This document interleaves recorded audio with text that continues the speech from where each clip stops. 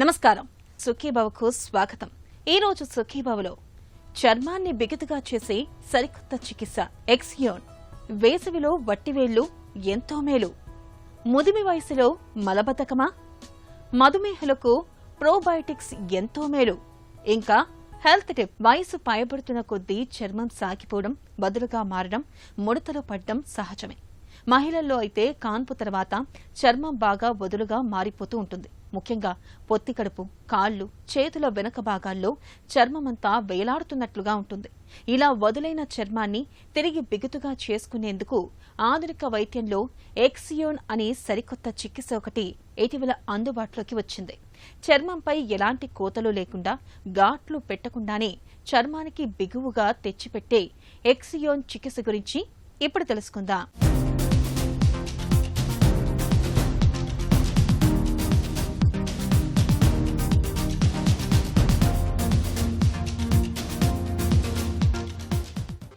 వయసు పెరుగుతున్న కొద్దీ చర్మం సాగిపోవటం, వదులుగా మారటం మనందరికీ అనుభవమే. వయసుతో పాటు మన శరీరంలో కొలాజన్ అనే ముఖ్యమైన ప్రోటీన్ తగ్గిపోతూ ఉంటుంది. దీంతో చర్మం కూడా తన బిగువును కోల్పోతూ ముడతలు పడుతూ వస్తుంది. ముఖం, పొత్తికడుపు, చేతులు, తొడలు వంటి భాగాల్లో చర్మం ఎక్కువగా వదులుగా మారుతూ ఉంటుంది. కాన్పు తర్వాత మహిళల్లో చాలా మందిలో పొట్ట భాగం అంతా వదులుగా మారుతూ ఉంటుంది. బరువు తగ్గిన తర్వాత చాలా మందిలో చర్మం వదులుగా అవటం అనేది ఎక్కువగా చూస్తూ ఉంటాం. వదులుగా మారిన చర్మాన్ని తిరిగి బిగుతుగా చేసేందుకు నిన్న మొన్నటి దాకా లేజర్ సర్జరీ వంటి మార్గాలే ఉండేవి.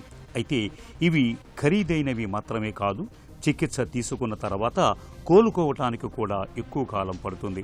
ఈ ఇబ్బందుల్ని అధిగమిస్తూ చర్మానికి తిరిగి పూర్వపు బిగువును తెచ్చిపెట్టే సరికొత్త చికిత్స ఒకటి ఇటీవలే మనకు అందుబాటులోకి వచ్చింది. దాని పేరే ఎక్సియోన్. ఈ విధానంలో చర్మంపై ఎలాంటి కోత పెట్టకుండా చర్మాన్ని తిరిగి బిగుతుగా మార్చవచ్చని చెబుతారు నిపుణులు.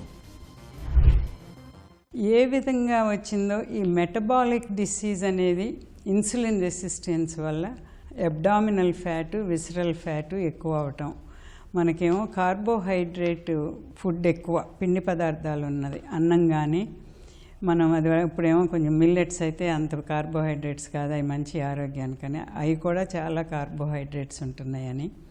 మనకి కార్బోహైడ్రేట్ రిచ్ ఫుడ్ వెనక కాలంలో వాళ్ళు ఫిజికల్గా చాలా శ్రమ పడేవారు కాబట్టి ఎంత కార్బోహైడ్రేట్స్ తిన్నా అరిగిచ్చేసుకునేవాళ్ళు. ఇప్పుడుండే లైఫ్ స్టైల్కి చేతులు ఎత్తే పని లేదు, ఏమీ లేకుండా పనులు అయిపోతా అంటే ఈ కార్బోహైడ్రేట్ రిచ్ ఫుడ్ అంతా ఫ్యాట్గా డిపాజిట్లు అయిపోతున్నాయి బాడీలో. అందుకని మనం ఎక్కడన్నా నుంచుని చూస్తే మెన్ కానీ ఉమెన్ కానీ పొట్ట లేని వాళ్ళు కనపడకపోవటం, అబ్డామినల్ ఫ్యాటు, విసరల్ ఫ్యాటు చాలా ఎక్కువ ఉండటం, అవి చాలా ఎక్కువ కనపడుతున్నాయి. దాని వల్ల ఆరోగ్యానికి కూడా చాలా నష్టాలు, కొలెస్ట్రాల్ అవ్వటం, ఫ్యాటీ లివర్ అనేది రావటం, కొలెస్ట్రాల్ డిపాజిట్స్ బ్లడ్ వెసల్స్లో ఉండటం వల్ల సర్క్యులేషన్ ఎఫెక్ట్ అవటము, ఇవన్నీ జరుగుతున్నాయి. కాబట్టి దాని గురించి పట్టించుకోవాల్సిన అవసరం చాలా ఉంది. అది దానికి కూడా ఎక్సర్సైజు, డయటు ఒక పెద్దదైతే మెషిన్స్ కూడా ఉన్నాయి. జంప్ స్టార్ట్ చేయడానికి ఎక్సియాన్ అనే మెషిన్తో ఆ ఫ్యాట్ లాస్కి జంప్ స్టార్ట్ చేసి కొంత ఫ్యాట్ పోతే వాళ్ళకి మోటివేషన్ కూడా పెరుగుతుంది.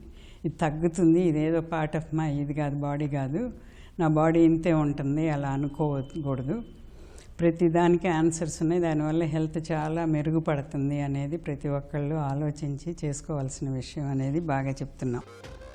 ఎక్సియోన్ అనేది చర్మానికి నవయవ్వనాన్ని తీసుకొచ్చే అత్యాధునిక చికిత్స విధానం.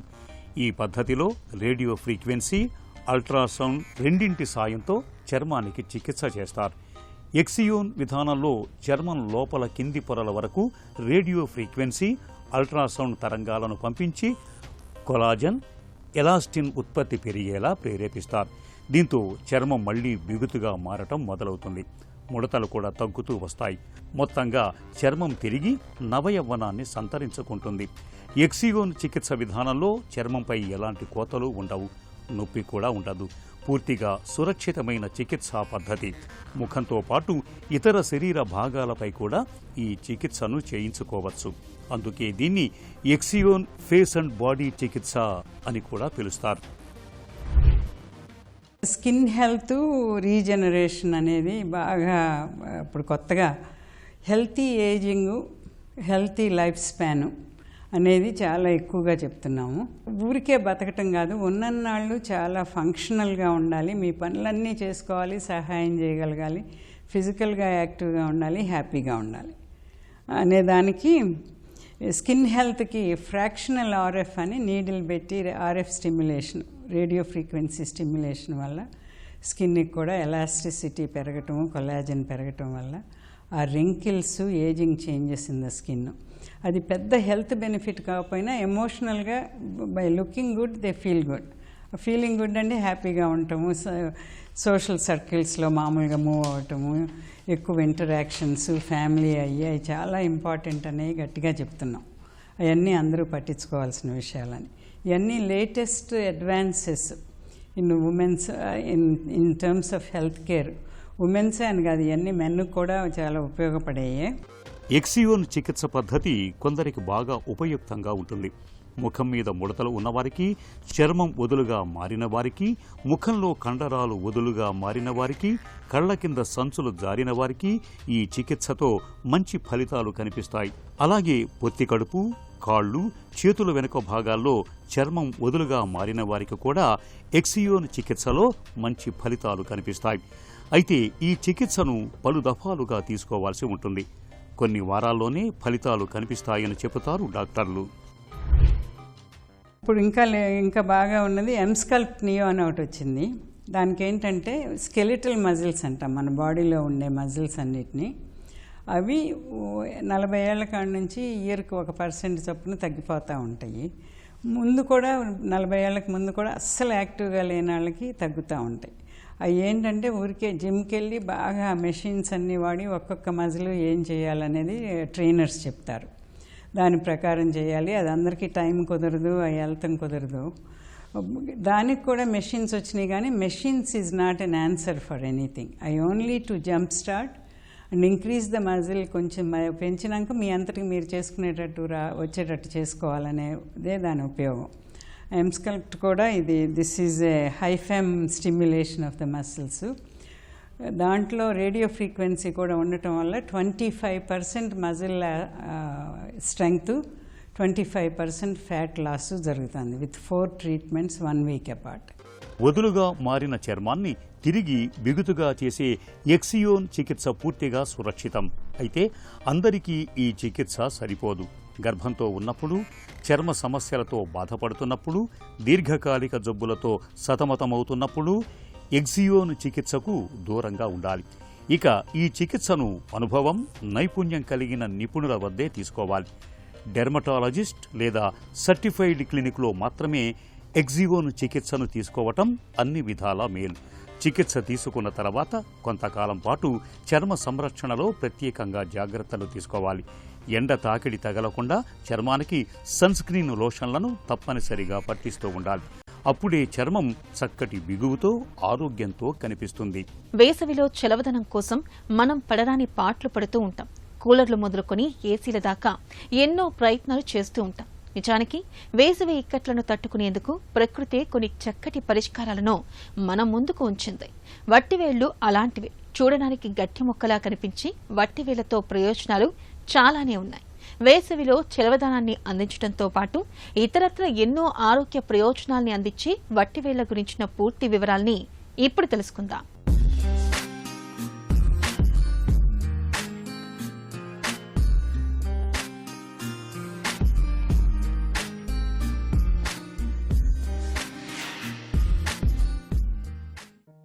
ఇక్కడ గడ్డిలాగా దుబ్బుగా కనిపిస్తున్నవే వట్టివేళ్లు.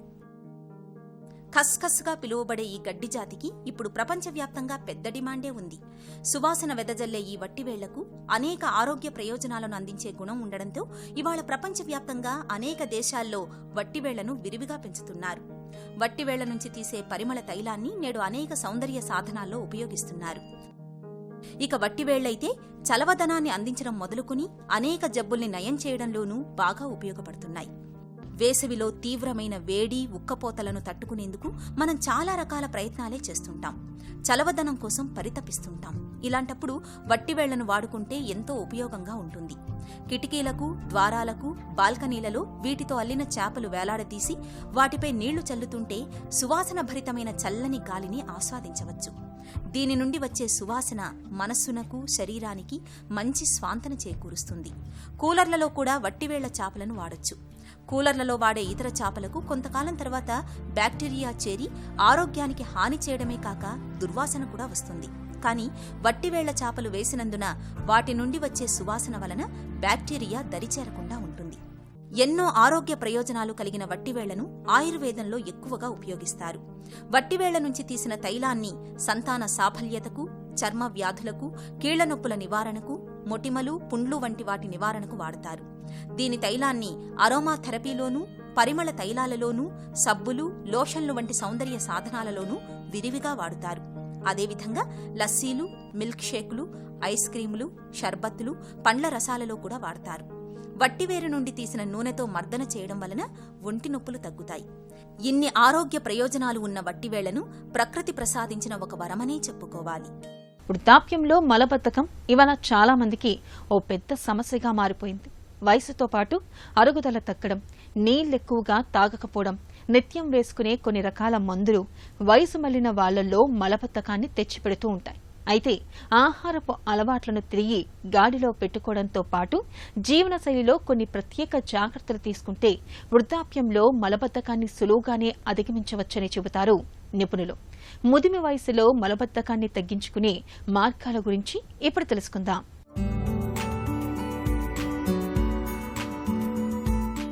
వృద్ధుల్లో మలబద్ధకం ఎక్కువ. ఇందుకు చాలా కారణాలే ఉన్నాయి. పెద్ద వయసులో చాలా మంది రక్తపోటు, మధుమేహం వంటి జబ్బులకు మందులు వేసుకుంటుంటారు. వీటిల్లో కొన్ని మలబద్ధకానికి దారితీస్తుంటాయి. వృద్ధులు తగినంత నీరు తాగకపోవటమూ ఒక కారణమే. పైగా మధుమేహం గలవారికి మూత్రం ఎక్కువగా వస్తుంటుంది. దీంతో ఒంట్లోంచి నీరు ఎక్కువగా పోవటం వల్ల మలం గట్టిపడి సమస్యగా మారచ్చు. థైరాయిడ్ హార్మోన్ తగ్గిన వారిలో పేగుల కదలికలు మందగించి విసర్జన సాఫీగా అవ్వకపోవచ్చు. వృద్ధుల్లో కుంగుబాటు ఎక్కువ. ఇది మలబద్ధకాన్ని కలుగజేయొచ్చు. చాలా మంది రోజు విసర్జన కాకపోవటాన్ని మలబద్ధకంగా భావిస్తుంటారు. నిజానికి వైద్యపరంగా వారానికి 3 కన్నా తక్కువసార్లు విసర్జన అవుతుంటేనే సమస్యగా పరిగణిస్తారు. లక్షణాలు ఇవి: వారానికి 3 కన్నా తక్కువసార్లు విసర్జన అవటం, మలం గట్టిగా ముద్దలు ముద్దలుగా ఉండటం, విసర్జన సమయంలో ముక్కటం లేదా నొప్పి, మలం పూర్తిగా బయటకు రాలేదని అనిపించటం, మలాశయం మూసుకుపోయినట్టు అనిపించటం, వేలితో మలాన్ని బయటకు తీయాల్సిన పరిస్థితి తలెత్తటం. వీటిల్లో 2 అంతకన్నా ఎక్కువ లక్షణాలు 3 నెలలు అంతకన్నా ఎక్కువ కాలంగా వేధిస్తుంటే దీర్ఘకాల మలబద్ధక సమస్యగా భావించాలి. మలబద్ధకాన్ని వీలైనంత వరకు జీవనశైలి మార్పులతో అధిగమించటమే మంచిది. ముఖ్యంగా పీచు ఎక్కువగా ఉండే ఆహార పదార్థాలు తీసుకోవాలి. కూరగాయలు, ఆకుకూరల్ని నిత్యం తినాలి. తగినంత నీరు తాగాలి. భోజనం చేసినప్పుడే కాదు, అప్పుడప్పుడు గుర్తుపెట్టుకుని మరీ నీరు తాగాలి. రోజూ ఒకే సమయానికి కాలకృత్యాలు తీర్చుకోవాలి. సబ్జా గింజల వంటివి పేగుల్లోకి ఎక్కువ నీటిని పీల్చుకొని పెద్దగా ఉబ్బుతాయి. రాత్రిపూట వీటిని తీసుకుంటే ఉదయాన్నే సాఫీగా విరోచనమవుతుంది. ఇక శరీరం సహకరించినంత వరకు వ్యాయామం చేయడం మంచిది. ఆహారంలో మార్పులు, చిట్కాలతో ఫలితం కనిపించకపోతే డాక్టర్ను సంప్రదించి మందులు వాడుకోవాలి. మధుమేహాన్ని అదుపులో ఉంచుకోవాలంటే మందులొక్కటే చాలు. ఆహార వ్యాయామాల సాయం కూడా తీసుకోవాలి. అయితే వీటికి ప్రోబయోటిక్స్ ని కూడా జత చేసుకోమని చెబుతున్నారు డాక్టర్లు. పొట్టలో మంచి బ్యాక్టీరియాను పెంచడానికి ఉపయోగపడే ప్రోబయోటిక్స్ రక్తంలో గ్లూకోజ్ ను చక్కగా అదుపులో ఉంచడంతో పాటు మధుమేహంతో తలెత్తే దుష్ఫలితాలకు కూడా చక్కగా అడ్డుకట్ట వేస్తున్నట్లు పరిశోధనలో తేలింది. ఈ నేపథ్యంలో మధుమేహలకు మంచి చేసే ప్రోబయోటిక్స్ గురించిన పూర్తి వివరాల్ని డాక్టర్ని అడిగి ఇప్పుడు తెలుసుకుందాం.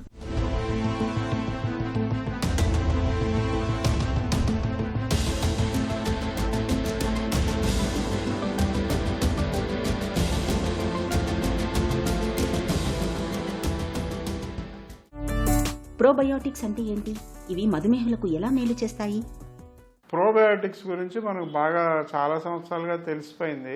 దీని గురించి ఇదివరలో ఇంటెస్టినల్ మైక్రోబయోమ్ అనేటువంటి విషయం రూపంలో కాకుండా ప్రోబయోటిక్స్ వాడటం వలన ఉపయోగాలు ఉన్నాయని మనకు తెలుసు. ఈ మధ్యకాలంలో దాని మీద పరిశోధనలు ఎక్కువయ్యి మన నోటి దగ్గర నుంచి మలద్వారం వరకు దాదాపు 1 నుంచి 2 కిలోల బరువు ఉన్నటువంటి సూక్ష్మక్రిములు ఉన్నాయి. ఇవన్నీ కూడా బ్యాక్టీరియాలు, వైరస్లు, ఫంగలు, శిలీంధ్రాలు అన్నమాట. శిలీంధ్రాలు ఉన్నాయి, సూక్ష్మక్రిములు ఎన్నో ఉన్నాయి. ఇవన్నీ కూడా దీంట్లో దాదాపు 99% వరకు కూడా మంచివే అనమాట. అంటే డయాబెటీస్ లేని వాళ్ళు, ఒబేసిటీ లేని వాళ్ళు, ఇలా వాళ్ళలో అన్నీ మంచిగా ఉంటాయి. కానీ ఎవరికైతే డయాబెటీస్ ఉందో, ఎవరికైతే లావుగా ఉంటారో, ఎవరికైతే ఈ కొలెస్ట్రాల్ లాంటివి ఎక్కువగా ఉంటాయి, గుండె జబ్బులు ఉంటాయో, వాళ్ళ శరీరంలో ఉండేటువంటి ఈ మైక్రోబయోమ్ అంటే వైరస్ అవ్వచ్చు, బ్యాక్టీరియా అవ్వచ్చు, శిలీంధ్రాలు అవ్వచ్చు, ఇవన్నీ ఏం చేస్తాయంటే మన శరీరంలో జీర్ణశక్తిని పెంపొందింపజేస్తాయి.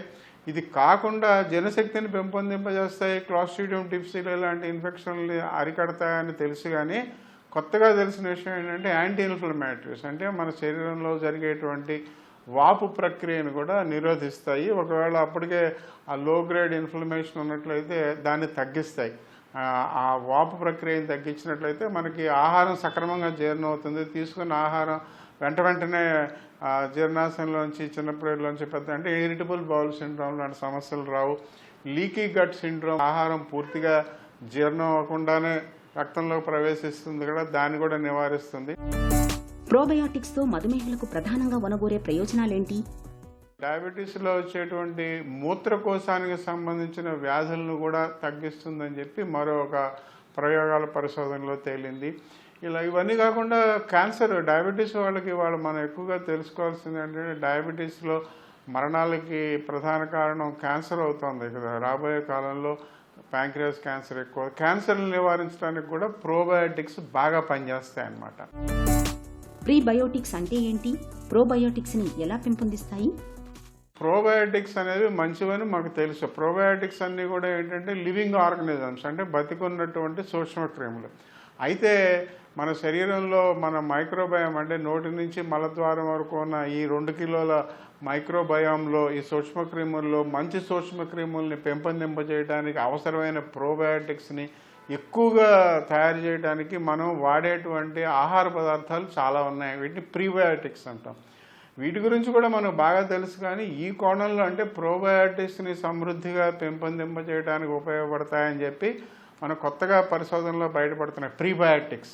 ఈ ప్రీబయాటిక్స్ అనేవి వీటన్నిటి గురించి తెలుసు, కానీ విషయాలన్నీ కూడా ఇప్పుడు సమగ్రంగా కూలంకుషంగా తెలుసుకుంటున్నాం.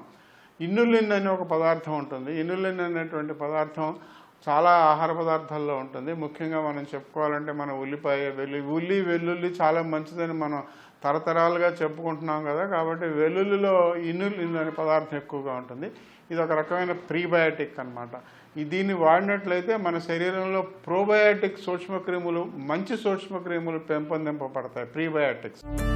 ప్రోబయాటిక్స్ని పెంచే ప్రీబయాటిక్స్ పదార్థాలేంటి?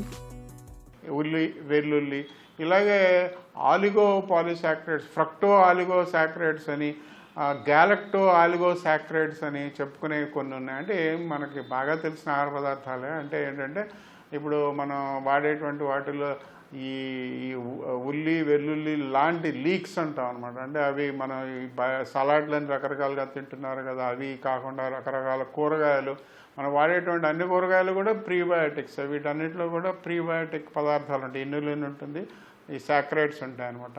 ఇవన్నీ కాకుండా పచ్చి అరటిపళ్ళు, తర్వాత ఇక నాన్ సాల్యుబుల్ స్టార్చెస్ అంటాం. అంటే కొన్ని ఏదైతే తేలిగ్గా జీర్ణం కాని పిండి పదార్థాలు ఉంటాయో అవి అనమాట. అవేంటి మరి కంద, తర్వాత యారో రూటు, చిలకడ దుంప, ఇప్పుడు బంగాళదుంప అంటే మన పొటాటో గురించి చెప్పుకున్నట్లయితే ఇది డయాబెటీస్ వాళ్ళకి చాలా ప్రమాదకరం. తిన్నట్లయితే చెప్తాం కదా. అంటే ఎక్కువగా తింటే రక్తంలో గ్లూకోజ్ పెరుగుతుందనే విషయం కరెక్టే.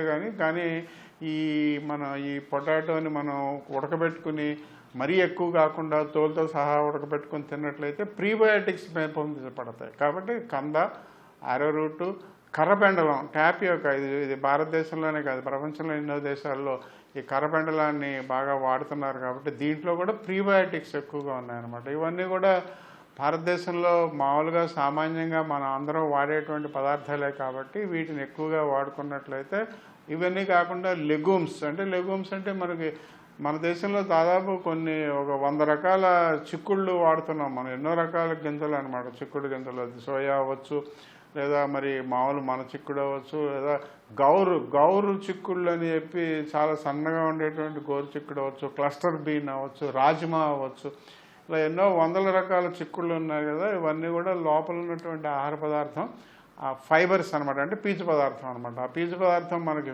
ప్రీబయాటిక్గా ఉపయోగపడి మనం తీసుకున్నట్లయితే వాటి ద్వారా మన శరీరంలో ఉన్నటువంటి ప్రోబయాటిక్స్, మంచి ప్రోబయాటిక్స్ అంటే సూక్ష్మక్రిముల్ని పెంపొందించడానికి ఉపయోగపడతాయి. పోస్ట్ బయాటిక్స్, సింబయాటిక్స్ అంటే ఏంటి? ప్రీబయాటిక్స్ అనేది ఏదైతే ఆహార పదార్థాలు ఉంటాయో వీటన్నిటిని మనం గుర్తించి ఇవి ఎక్కువగా వాడినట్లయితే మన శరీరంలో సూక్ష్మక్రిములు, మనకు ఉపయోగకరమైనటువంటి సూక్ష్మక్రిములు ఎక్కువగా పెంపొందింపబడతాయి, ప్రోబయాటిక్స్. ఇక ప్రీబయాటిక్స్, పోస్ట్ బయాటిక్స్, పోస్ట్ ఈ మూడు కలిపినవి సింబయాటిక్స్ అనేవి మరి కాంబినేషన్ డ్రగ్స్ కూడా అందుబాటులోకి వస్తున్నాయి. భారతదేశ ప్రభుత్వం తరఫున కూడా దీని గురించిన పరిశోధనలు చేస్తున్నారు. రాబోయే కాలంలో బరువు తగ్గించడానికి, రాబోయే కాలంలో డయాబెటీస్ తగ్గించడానికి, క్యాన్సర్ తగ్గించడానికి వాడేటువంటి మందులన్నిటికీ కూడా ఈ కొత్త ఈ పోస్ట్ బయాటిక్స్ కలిపి మనకు మందులు అందుబాటులోకి వచ్చేటువంటి అవకాశం ఉంటుంది. ప్రోబయోటిక్స్ ను మధుమేహులకు మంచి మిత్రులుగా చెప్పుకోవచ్చు. పొట్టలో మంచి బ్యాక్టీరియా మోతాదు పెరిగితే రక్తంలో గ్లూకోజ్ చక్కగా అదుపులో ఉంటుంది. మధుమేహంతో తలెత్తే దుష్ఫలితాల తాకిడి కూడా బాగా తగ్గుతుంది. ఇక ఈ రోజు కార్యక్రమాన్ని ముగించే ముందు ఒక చిన్న చిట్కా మీకోసం. వేసవి సీజన్లో ఒళ్లంతా వేడిగా అనిపిస్తున్నప్పుడు రోజు రాత్రిపూట పడుకునే ముందు పాదాలకు నెయ్యి లేదా నూనెతో మృదువుగా మర్దన చేయండి. నిత్యం ఇలా చేస్తూ ఉంటే ఒంట్లో వేడి తగ్గుతుంది, నిద్ర కూడా బాగా పడుతుంది.